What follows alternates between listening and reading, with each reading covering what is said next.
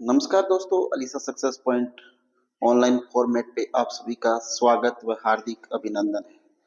आज की जो हमारी क्लास रहने वाली है वो है राजस्थान की प्रमुख हवेलियां एवं छतरियों के ऊपर। देखिए, सबसे पहले हम पढ़ते हैं क्या राजस्थान की प्रमुख हवेलियां जो है उन हवेलियों को आज हम यहाँ पर पढ़ेंगे। तो सबसे पहले जानते हैं कि राजस्थान की जो प्रमुख हवेलियां हैं उनमें से सबसे पहले हम पढ़ेंगे झुंझुनू के अंदर कौन कौन सी हवेलियां हैं। ठीक है, तो झुंझुनू के अंदर दोस्तों ईश्वरदास मोदी की हवेली है जिसमें 100 से अधिक खिड़कियां हैं और उसी के लिए उसको जाना जाता है, उसी के लिए ये जगजाही है। क्या है? ईश्वरदास मोदी की हवेली है झुंझुनू के अंदर। यह हवेली 100 से ज्यादा खिड़कियों के लिए जग जाहिर है। यहाँ पर क्या है?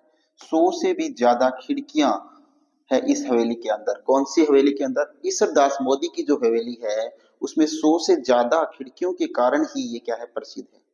यहाँ पर देखिएगा बिरला हवेली है, और बिरला हवेली है क्या? पिलानी के अंदर, झुंझुनू डिस्ट्रिक्ट के पिलानी कस्बे के अंदर है। क्या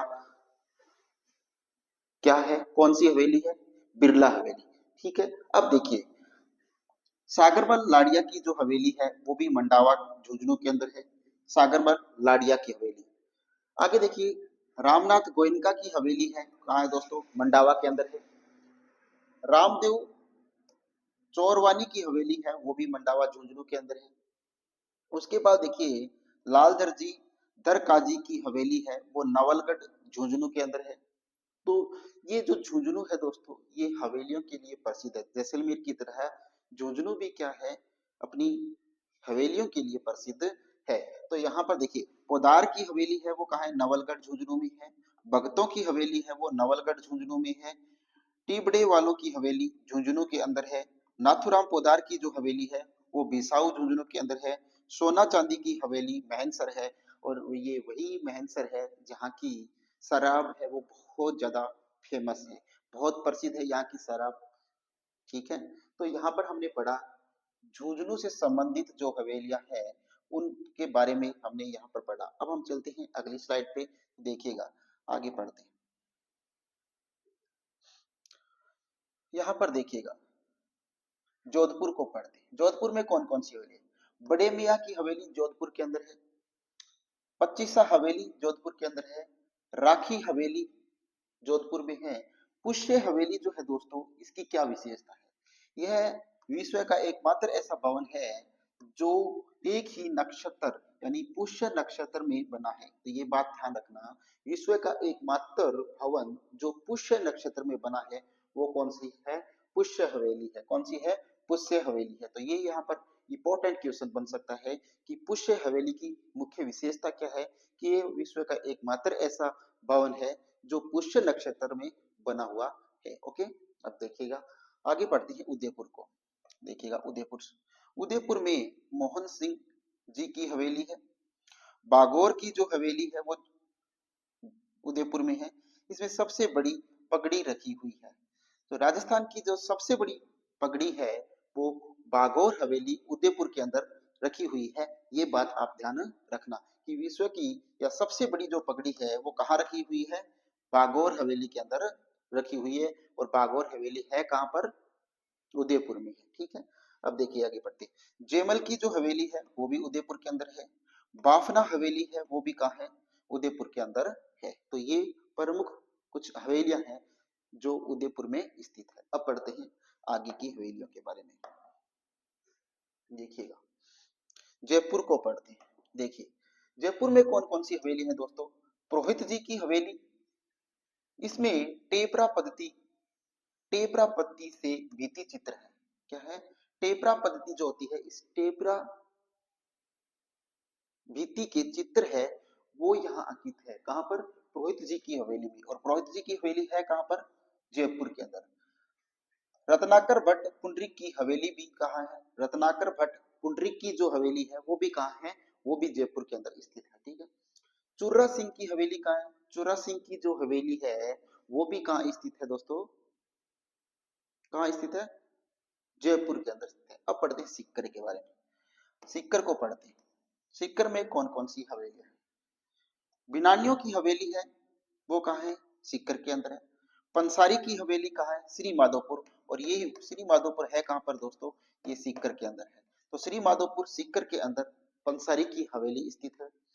खेमका तथा गोयनका सेठों की जो हवेलियां हैं वो रामगढ़ सीकर के अंदर है। कौन कौन सी? खेमका और गोयनका सेठों की जो हवेलियां हैं, ये क्वेश्चन काफी बार पूछा जा चुका है।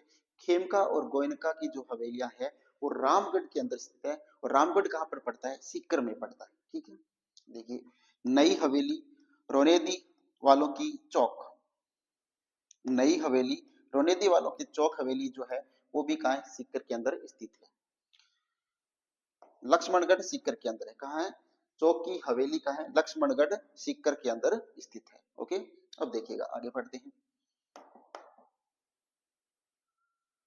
जैसलमेर में पढ़ते हैं दोस्तों। जैसलमेर में कौन कौन सी हवेलियां हैं? जैसलमेर जो शहर है वो अपनी हवेलियों और अपने झरोकों के लिए प्रसिद्ध है और अपने दुर्ग के लिए प्रसिद्ध है। तो आप सभी को पता होगा। तो दोस्तों यहाँ पर मैं आपको एक महत्वपूर्ण सूचना दे देता हूँ कि जितनी भी जीके से संबंधित क्लास होगी, राजस्थान जीके, और हम आगे चलकर भारत के जीके की भी यहाँ पर क्लास लेके आएंगे, उससे पहले यहाँ पर मैं आपको बता दूं कि सेकंड ग्रेड और रीड से संबंधित जीके और इंग्लिश से संबंधित जितनी भी क्लासें होगी विद एमसीक्यू क्वेश्चंस, एग्जाम तक हम आपको टोटली क्वेश्चन और थ्योरी की क्लासें हैं वो फ्री ऑफ कॉस्ट यहाँ पर यूट्यूब पर पढ़ाएंगे। तो आप अपने दोस्तों को ज्यादा से ज्यादा शेयर कीजिएगा क्लास को और उनको बताइएगा कि यहाँ पर जो है फ्री ऑफ कॉस्ट है वो सेकंड ग्रेड जीके और इंग्लिश जो है, सेकंड ग्रेड और रीड जो इंग्लिश है उसका पूरा पूरा कोर्स ग्रामर के और लिटरेचर के साथ पूरा करवाया जाएगा। चलते हैं, देखिएगा आगे जैसलमेर को पढ़ते हैं। सालिम सिंह की जो है, सलीम नहीं है दोस्तों, ये सालिम सिंह की हवेली जिसमें कुल 9 भाग है। सालिम सिंह की हवेली कहाँ है दोस्तों? ये क्वेश्चन काफी बार आ चुका है एग्जाम में। तो सालिम सिंह की जो हवेली स्थित है वो कहाँ है? जैसलमेर में। और इसकी विशेषता क्या है कि इसमें कुल 9 भाग हैं। कितने भाग है इसमें? 9 भाग हैं सालिम हवेली के अंदर। देखिए इसमें पहले जो 7 भाग है, इसमें जो पहले 7 भाग है वो प्रस्तर से निर्मित है, यानी प्रस्तर से निर्मित है। ओके, अंतिम जो 2 भाग है, अंतिम जो 2 भाग है वो लकड़ी से बनाए गए हैं। किससे बनाए गए हैं? लकड़ी से बनाए गए हैं। तो यहाँ पर आपको ध्यान रखने वाली बात क्या है कि सालिम सिंह की जो हवेली है, इस सालिम सिंह की हवेली के अंदर कुल 9 भाग है और प्रथम जो 7 भाग है उन 7 भागों को किससे बनाया गया है? प्रस्तर से बनाया गया है। और अंतिम जो 2 भाग है उनको लकड़ी से बनाया गया है या लकड़ी से निर्मित किया गया है। ये आप बात ध्यान रखना।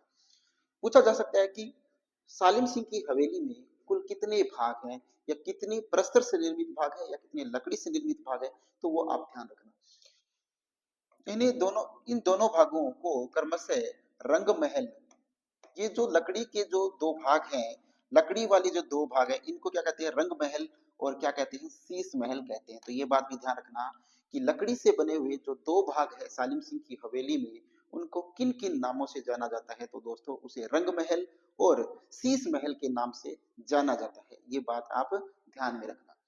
आगे देखिए, वर्तमान में जो ऊपरी मंजिल को जहाज महल कहते हैं, लेकिन वर्तमान जो है, वर्तमान का जो स्तर है इसमें सबसे जो ऊपरी मंजिल है उसको किस नाम से जाना जाता है? जहाज महल के नाम से व मोती महल के नाम से जाना जाता है। अब बात समझ में आई कि नहीं कि जिन लकड़ी से बने हुए 2 भाग थे उनको रंग महल और शीश महल के नाम से जाना जाता था, लेकिन जो वर्तमान की स्थिति है इस वर्तमान स्थिति में इसे जहाज महल और मोती महल के नाम से जाना जाता है। अगर आपसे क्वेश्चन ये पूछे कि जो सालिम सिंह की हवेली है उसमें लकड़ी से बने हुए जो 2 भाग है उनको किन नामों से जाना जाता था, तो आप बताएंगे रंग महल और शीश महल के नाम से। लेकिन ये पूछ ले कि इनमें वर्तमान में इनको किन नाम से जाना जाता है, तो जहाज महल और मोती महल के नाम से जाना जाता है। ये बात आप ध्यान रखना। आगे बढ़ते हैं। पटुओं की हवेली, ये भी जैसलमेर में है। पटुओं की हवेली है वो कहाँ है? जैसलमेर में। ये भारत, यहूदी और मुगल स्थापत्य कला का एक सुंदर समन्वय है। किस किस का? पटुओं की हवेली है वो भारत, ये जो यहूदी है और उसमें मुगल स्थापत्य कला का एक सुंदर समन्वय स्थित है। किस हवेली में? पटुओं की हवेली में। ठीक है, आगे देखिए। इसकी खास बात है, बात पत्थर को काट कर बनाई गई जालियां हैं। कि पटुओं की हवेली की जो मुख्य बात है वो क्या है कि इनमें पत्थरों को काट करके अब निर्मित की गई है, जालियां निर्मित की गई है और उनकी खिड़कियों पर अति शोभनीय है। जो उनकी खिड़कियां हैं उन पर ये बहुत ही सुंदर और आकर्षक लगती है। किसके ऊपर? पटुओं की हवेली के ऊपर। चलते हैं आगे पढ़ते हैं। देखिएगा, अब देखिएगा चूरू के अंदर कौन कौन सी हवेलियां स्थित है। चूरू के अंदर, चूरू को पढ़ते हैं। मंत्रियों की हवेली है। मंत्री जो रहते हैं, मंत्रियों की हवेली अगर आपसे पूछे तो वो कहाँ है? चूरू के अंदर स्थित है। सुराणों की हवेली कहाँ है दोस्तों? सुराणों की हवेली भी चूरू के अंदर स्थित है।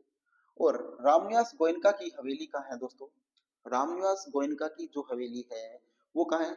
चूरू के अंदर। और गोयनका की हवेली अगर आपसे पूछ ले तो वो कहाँ है? झुंझुनू के अंदर। और रामनिवास गोयनका की हवेली अगर आपसे पूछ ले तो वो कहाँ है? चूरू के अंदर स्थित है। ठीक है, तो यहाँ पर तीन हवेलियां हैं। एक तो है मंत्रियों की हवेली, सुराणों की हवेली और रामनिवास गोयनका की हवेली चूरू में है। अब पढ़ते हैं हम बीकानेर को कि बीकानेर के अंदर कौन सी हवेली है। तो बीकानेर के अंदर बछावतों की हवेली स्थित है। कौन सी हवेली? बछावतों की हवेली स्थित है। वो कहाँ है? बीकानेर के अंदर स्थित है। अब पढ़ते हैं टोंक के अंदर। टोंक के अंदर एक ही हवेली है, वो है सुनहरी कोठी हवेली। कौन सी हवेली है? सुनहरी कोठी हवेली है। वो कहाँ पर स्थित है? टोंक के अंदर स्थित है। ठीक है, चलते हैं आगे। छतरिया, छतरियों को पढ़ते हैं दोस्तों। हमने हवेलियों को कंप्लीट कर लिया। अब हम पढ़ते हैं छतरियों के विषय में कि कौन सी छतरी कहाँ स्थित है और उसका क्या महत्व है, कितने खंभों की है, कितने स्तंभों की है, उन सभी के बारे में चर्चा करते हैं। तो देखिएगा, सबसे पहले हम पढ़ते हैं रणथंभौर की छतरी को। कौन सी छतरी को? रणथंभौर। रणथंभौर जो है, रणथंभौर की छतरी कहाँ है दोस्तों? सवाई माधोपुर के अंदर। रणथंभौर की छतरी है कहाँ पर? सवाई माधोपुर में।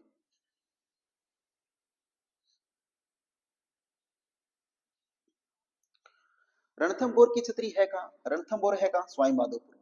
अब देखिए रणथंभौर में 32 खंभों की छतरी है। तो रणथंभौर में कितने खंभों की छतरी है? 32 खंभों की छतरी है। वो कहाँ है? रणथंभौर में। इसका जो निर्माण करवाया था वो किसने कराया था? महाराजा हमीर देव चौहान ने करवाया था। किसने करवाया था?